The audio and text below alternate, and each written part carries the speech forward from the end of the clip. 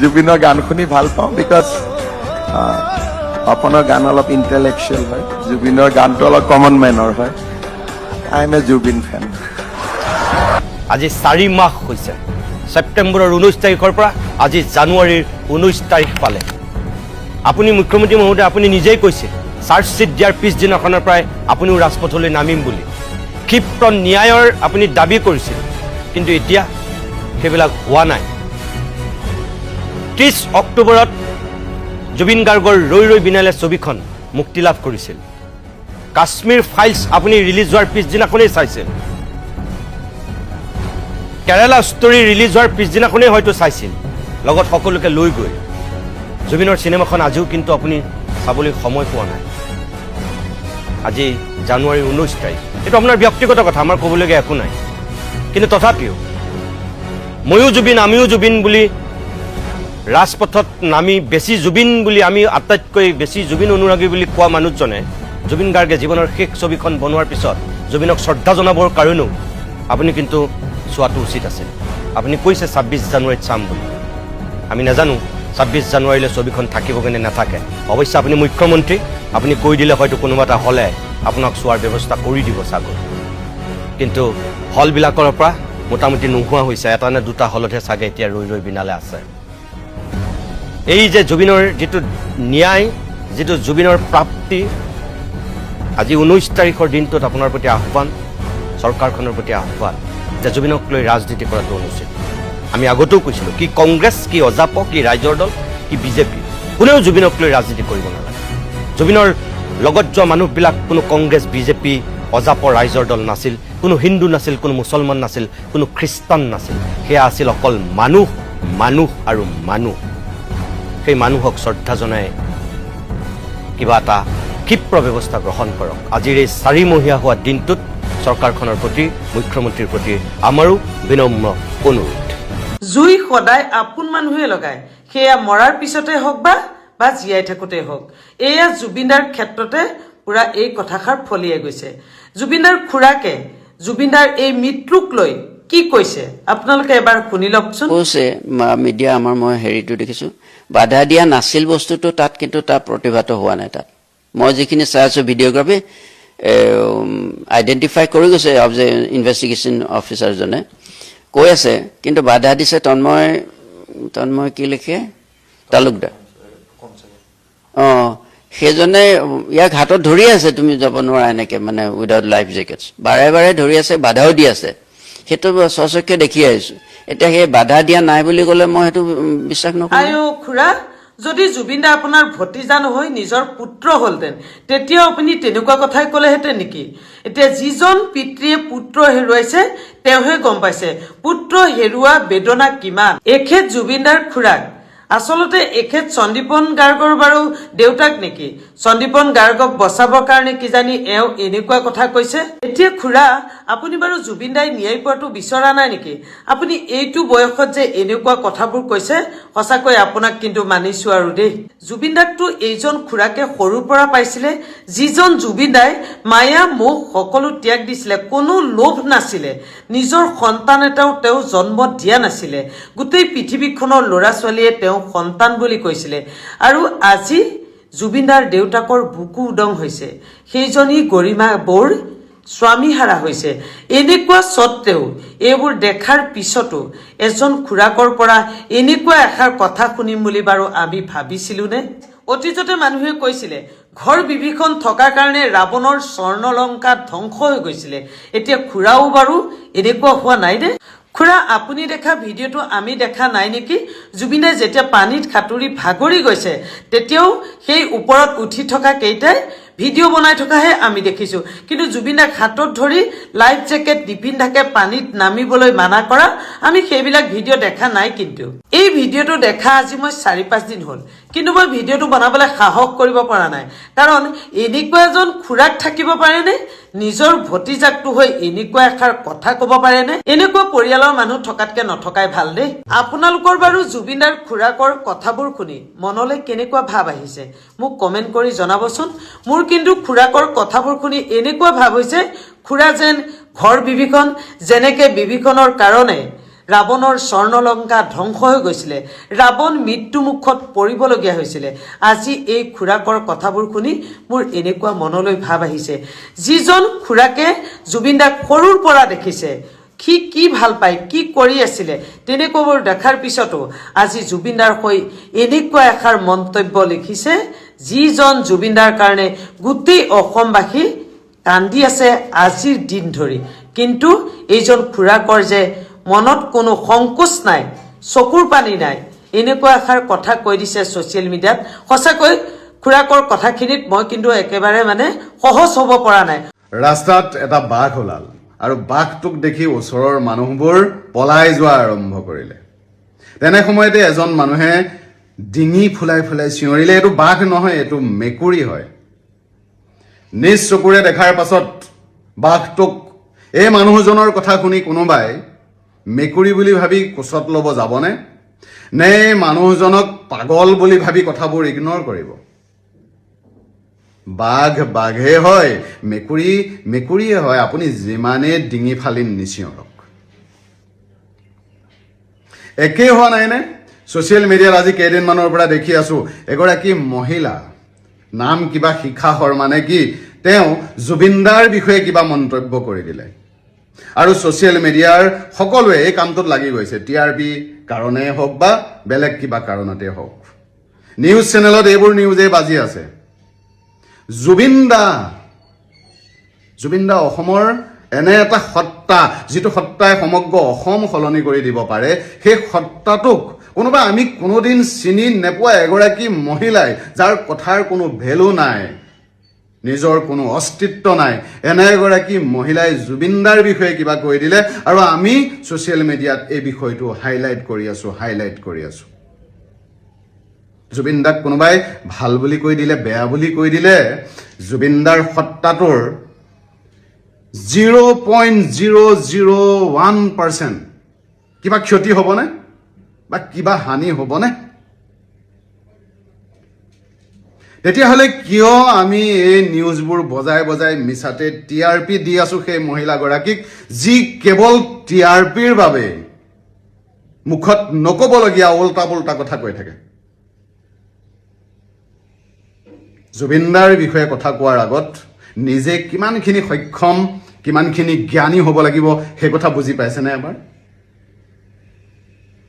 তেতিয়াহ'লে আমি কিয় এই ভিডিঅ'বোৰ ছ'চিয়েল মিডিয়াত শ্বেয়াৰ কৰি আছো, কিয় এইবোৰ নিউজ বজাই আছো, কিয় তেওঁক কোনোবাই পুলিচে ধৰি নিয়া ইটো সিটো কি হ'ব, এতিয়া আপুনি কি ক'ব, আপোনাৰ মন্তব্য কি? এই ভিডিঅ'বোৰ, এই স্ক্ৰীনশ্বটবোৰ শ্বেয়াৰ কৰি মিছাতে সেই মানুহগৰাকীক TRP দি আছো। বাঘ বাঘে হয়, মেকুৰী মেকুৰীয়ে হয়। এংগো পেংগো কোনোবাই বাঘক মেকুৰী বুলি কৈ দিলে আমি বাঘৰ পিঠিত হাত ফুৰাবগৈ নোৱাৰো।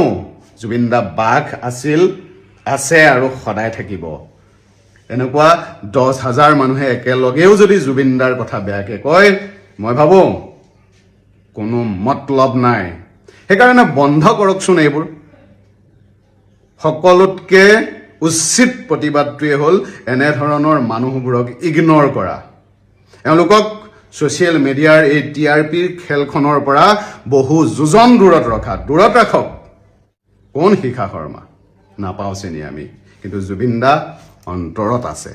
বাতৰিত পাবলৈ গৈছো যে এটা ধৰ্মৰ মানুহ চাই কিছু কিছু ঠাইত ভোটাৰ লিষ্টৰ পৰা নাম কাটা গৈছে, যি আজি ইয়াতেই জন্ম, খাটি খোৱা মানুহ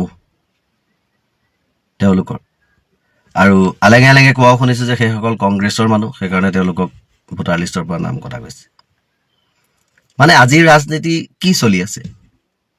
ৰাৱণ ৰাজ চলি আছে নে ৰামৰ ৰাজ চলি আছে? ৰামৰ নাম লৈ ৰাৱণ কাণ্ড কৰি থাকিলে কিন্তু কিবা অধৰ্মী লাগে মানুহবিলাকক।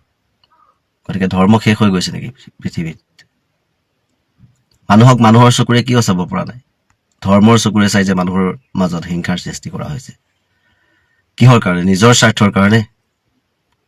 এজন মানুহৰ স্বাৰ্থৰ কাৰণে 3 কোটি মানুহৰ জীৱনৰ লগত বা বিবেকৰ লগত খেলা কৰাটো জানো ভুল হোৱা নাই? কামবোৰ মানুহক দেখুওৱা কামবিলাক ভালেই আছিল, ভিতৰুৱাকৈ যদি এইবিলাক কাম নকৰিলেহেঁতেন সকলো মানুহে নিকা হিচাপে আপোনাক চালেহেঁতেন, আপোনাৰ দলক চালেহেঁতেন। গতিকে কিছুমান কথা বিবেকেৰে চিন্তা ভাৱনা কৰি কৰিব লাগে যে এখন নিৰপেক্ষ দেশত যদি জাতিটোক একতা কৰি ৰখাৰ নাটকেই হওক, মানুহৰ মাজত যদি ভাল দেখুৱাই থ'লেহেঁতেন, মানুহখিনি ভাল হৈ মিলি জুলি থাকিলেহেঁতেন। আজি একাংশ মানুহৰ মাজত হিংসাৰ সৃষ্টি কৰি দিয়া হৈছে। তলে তলে ক'ৰবাত কোনোবাই কাৰোবাক মৰাৰ প্লেন কৰিছে, কিবা কৰিছে, ধৰ্মক লৈ কিবাক লৈ। এইবোৰ নাপায়, এইবোৰ নকৰিব। মানুহ পৃথিৱীত সদায় জীয়াই নাথাকে, আপুনিও মৰিব। অমৰ গুটি খাই অহা নাই, কোনেও খাই অহা নাই। আপোনাৰ ৰাম যদি মৰি গৈছে, আপুনি ক'ত জীয়াই থাকিব? আপুনিও মৰিব লাগিব।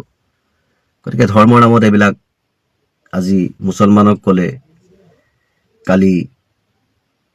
কালি মুছলমানক ক'লে, আজি আপুনি গগৈক ক'লে, আকৌ কালিলৈ ক'বলৈ দিছে শংকৰ মানুহ। সকলোখিনিতো একেই মানুহ। কোনোবাই মূৰ্তিক পূজা কৰিছে, কোনোবাই নাম ধৰ্ম কৰিছে। নাম ধৰ্ম কৰিলে বুলি তেওঁলোক মুছলমানৰ লগত কিবা তুলনা কৰাটো, সেইটো মই চৰকাৰে তুলনা কৰিছে বুলি কোৱা নাই, একাংশ মানুহৰ পোষ্টৰ পৰাহে মই পাই পেলাই সেই কথাটো কৈছোঁ যে সেই একাংশকনো সেই জ্ঞানটো কোনে দিলে, সাহস কোনে দিলে ক'বলৈ? আজি চৰকাৰখনে যদি একতাৰ জৰিয়তে জাতিটোক বান্ধি ৰাখিলেহেঁতেন, তেতিয়া এই থাৰ্ড ক্লাছ ফাল্টু মানুহবোৰে এনেকুৱা পষ্ট কৰিবলৈ বা কমেণ্ট কৰিবলৈ সাহস কৰিব নোৱাৰে। গতিকে এইবিলাক মানে কি বুলি কয়, একেবাৰে শূন্য জ্ঞান, মানে জ্ঞানহীন মানুহৰ কথা বতৰাৰ নিচিনা লাগে। গতিকে ইমান জ্ঞান থকা এজন মানুহে এই মাজে মাজে তুলুঙা জ্ঞানহীন কথাবোৰ কৈ মানুহক কিয় মানে মূৰ্খ সজাব খুজি আছে, মই একো ভাবি পোৱা নাই। আজি জুবিন গাৰ্গৰ হত্যা লুকুৱাবৰ কাৰণে, জুবিন গাৰ্গৰ ন্যায় লুকুৱাবৰ কাৰণে অনেক কিবা কৰিব পাৰি। অকল মুছলমান হিন্দু কৰি, অকল কংগ্ৰেছ বিজেপি কৰি লাভ আছে নেকি? নিজে ভাল কাম কৰি গ'লে আপোনাক সকলোৱে সহযোগিতা কৰিব। লাভ কি আছে মানুহৰ মাজত বিভেদ আনি, মানুহৰ মাজত মানে হুলস্থুলীয়া পৰিৱেশৰ সৃষ্টি কৰি? মানুহক কি লাগে? এসাঁজ নেখাই থাকিলেও মানুহক লাগে কি? শান্তি লাগে। গতিকে শান্তিটোৱেই মানে অশান্তিলৈ সৃষ্টি কৰা হয়, তেতিয়া আমাক আপোনাৰ কিবা প্ৰয়োজন আছে জানো? নিশ্চয় নাথাকিব। গতিকে সেই প্ৰয়োজন নথকা মানুহজনক ভোটাৰ লিষ্টৰ পৰা নাম কাটি তেওঁক বাংলাদেশী সজোৱাটো কিবা যুক্তি আছে জানো? এইটো ৰামে এনেকুৱা কাম কৰিছিল নে ৰাৱণে কৰিছিলে? গতিকে ৰামৰ দেশত থাকি ৰাৱণৰ ৰাজনীতি নকৰিব, বেয়া দেখি। ৰেজাউল চৰকাৰে একো ভুল কথা কোৱা নাই। ৰেজাউল কৰিম চৰকাৰে কোৱা কথাখিনি, সত্যখিনি বহুদিন আগতে APWৰ অধ্যক্ষ অভিজিত শৰ্মাই কৈছে। আমিও আগতে বহুবাৰ কৈছো যে এই যে মিয়া কৰি এক ধৰণৰ বিভাজনৰ ৰাজনীতি কৰা হৈছে, এদিন যদি মিয়াই DC হয়, SP হয়, তেতিয়া কি কৰিব? ঠিকেই কৈছে। আৰু মিয়াই DC SP হৈয়ে অনাগত সময়ত শাসন কৰিব। কিয় কৰিব? নিজেই চিন্তা কৰক। আপোনালোকে কি কৰি আছে আৰু এওঁলোকে কি কৰি আছে। অভিজিত শৰ্মাই কি কৈছিল প্ৰথমতে শুনকচোন। আজি শিৱসাগৰৰ পৰা মিয়া খেদিছে, আমি ঠিক ভাল পাইছোঁ, কিন্তু তাৰে এজন শিক্ষিত মিয়া যেতিয়া IS হ'ব, IPS হ'ব আৰু শিৱসাগৰ ডিষ্ট্ৰিক্টৰ SP হ'ব, তেতিয়া খেদিব পাৰিবনে? তেতিয়া খেদিব পৰা যাবনে? সেই SPয়ে কি কৰিব? পিঠি ফালি বহল কৰি দিব কোবাই। ডিব্ৰুগড় মেডিকেল কলেজৰ ডক্টৰৰ হেডজন তেনেকুৱা এজন মিয়া হ'ব। আজি আজমল ফাউণ্ডেশ্যনে 400 কিমানটা ডক্টৰ এইবাৰ ৰিক্ৰুট ওলাইছে। এই কথাখিনি না বুলি কওক, পিঠি সঁচাকৈ ফালি দিব, পিঠি ফালি দিব এনেকে থাকিলে অনাগত সময়ত। আমাৰ সেইকাৰণে স্পষ্ট কথা, যিসকল অবৈধ তেওঁলোকক বিতৰণ কৰক আৰু যিসকল বৈধ তেওঁলোকক নিজৰ কৰি লওক, তাত বাহিৰে গত্যন্তৰ নাই। মিয়া অসমীয়া এই কথাবোৰ চৰ্চা কৰাতকৈ বৈধ মিয়াসকলক নিজৰ কৰি লওক আৰু তেওঁলোকক নিজৰ লগত লৈ বৰ অসমখন গঢ়াৰ স্বাৰ্থত একেলগে কামবোৰ কৰক। কাৰণ একাংশই মিয়া কৰি যেনেকে অসমখন অস্থিৰ কৰি তুলিছে, একাংশ লোকক যিধৰণে বিপথে পৰিচালিত কৰি আছে, সেইখিনি সময়ত মিয়াৰ একাংশ সন্তানে আন্তৰিকতাৰে নিষ্ঠাৰে পঢ়ি আছে আৰু তেওঁলোকে অনাগত সময়ত জিলা প্ৰশাসন দখল কৰিব, তেওঁলোকে অনাগত সময়ত অসমৰ বিভিন্ন শীৰ্ষস্থানীয় পদত অধিষ্ঠিত হ'ব। তেতিয়া কি কৰিব? কি কৰিব তেতিয়া? আৰু সেই তেতিয়াৰ কথা ভাবি এতিয়াই আপোনালোকে সাৱধান হওক, কাৰণ এই ৰাজনৈতিক দলসমূহে, আৰু এই ৰাজনৈতিক দলসমূহত মই কোনো বিভাজন আনিব খোজা নাই, প্ৰত্যেকেই একে, কোনেও জাতিৰ কথা নাভাবে, প্ৰত্যেকেই বিভিন্ন ধৰণৰ ইছ্যু লৈ সাম্প্ৰদায়িক কথা কৈ, বিভাজনৰ কথা কৈ কেৱল ভোট বেংকটো মজবুত কৰিব খোজে, শক্তিশালী কৰিব খোজে। জয় শ্ৰী ৰাম ধ্বনি দি আমি কোনোবা APS IPS হ'ব পাৰিম নেকি? কোনোবা আল্লাহ আকবৰ ধ্বনি দি ACS IPS হ'ব পাৰিব নেকি? গতিকে এই যিসকলে কৰি আছে তেওঁলোকৰ ধান্দা কি, তেওঁলোকৰ মতলব কি, কথাবোৰ চাওক, কোনে কৰি আছে, কেনেকে কৰি আছে, এই কৰি থকা মানুহবোৰ কোন, তেওঁলোকক চিনাক্ত কৰক।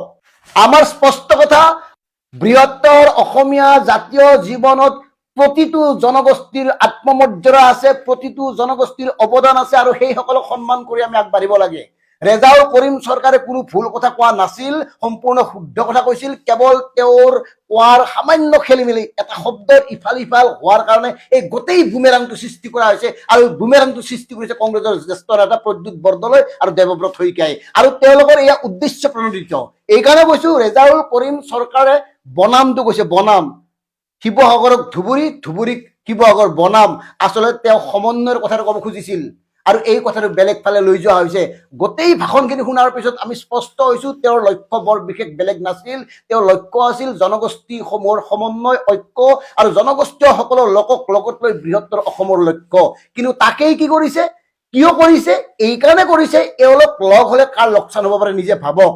এওঁলোক যদি একত্ৰিত হয় কাৰ লোকচান হ'ব পাৰে, যদি বিভাজন নোহোৱা হয়, যদি ঐক্য সম্প্ৰীতি আৰু ভাতৃত্ববোধেৰে অসমখন আগবাঢ়ি যায়, কাৰ লোকচান হ'ব পাৰে নিজেই চিন্তা কৰক। আৰু কাৰ শ্ৰুতলিপিত দেৱব্ৰত শইকীয়াই, প্ৰদ্যুৎ বৰদলৈয়ে এই কথাবোৰ কৈছে নিজে চিন্তা কৰক। আমি কৈছো বিজেপিৰ শ্ৰুতলিপিত কৈছে, হিমন্ত বিশ্ব শৰ্মাৰ শ্ৰুতলিপিত কৈছে, আমি DKP ব্যক্তিয়ে আগতে একাধিকবাৰ কৈছো এওঁলোক বিজেপিৰ এজেণ্ট, আৰু গৌৰৱ গগৈয়ে এনেকে থাকিলে নহব, শক্তিশালী স্থিতি লওক।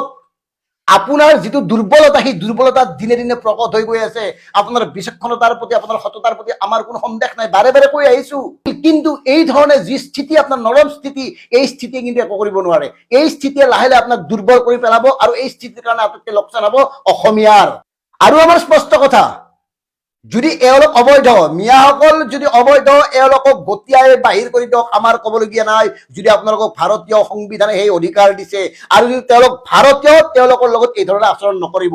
আৰু তেওঁলোক বুলিয়েই নহয়, কোনো জনগোষ্ঠীৰ লগত তেনেকুৱা ধৰণৰ আচৰণ কৰাৰ অধিকাৰ আপোনালোকৰ নাই। অসমৰ বিভিন্ন জাতি জনগোষ্ঠীৰ এইখন অসম, ইয়াত ভাগ ভাগ কৰিব নাহিব। আমি আগতেও কৈছো, যেনেকে এইখন অসমক আমি সমন্বয়ৰ স্বাৰ্থত শংকৰ আজানৰ অসম বুলি কওঁ, ঠিক তেনেদৰে অনাগত সময়তো এইদৰে সমন্বয়ৰ কথা ক'বলৈ গৈ আমি আব্দুল মালিক আৰু ভূপেন হাজৰিকাৰ কথা কম, শংকৰ আজানৰ কথা কম। ধৰ্মীয় দৃষ্টি ইয়াত নচলিব। আমাৰ ধৰ্ম, তেওঁলোকৰ ধৰ্ম সম্পূৰ্ণ পৃথক, তেওঁলোকে তেওঁলোকৰ ধৰ্ম মতে চলিব, আমি আমাৰ ধৰ্ম মতে চলিম। की मिट्टी आपकी गूंज अभी जगी है, सिंगापुर की लहरों में सितारा हमने खोया है, कुत्तों ने खा गए आपकी मेहनत का ताज, किला हरामी लोगों ने छीन ली हमसे आपकी आवाज, हर वीडियो और तस्वीर में आपकी लाचारी है, अब सच को दबाना किसी के बस की बात नहीं है।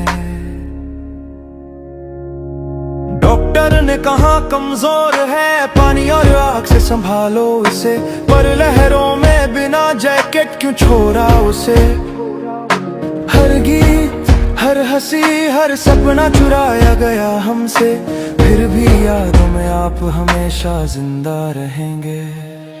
सोशल मीडिया पर सच उभर आया, वीडियो क्लिप्स ने राज दिखाया, किसके हाथों में छुपा है ये काला राज, हर दिल में गूंजती है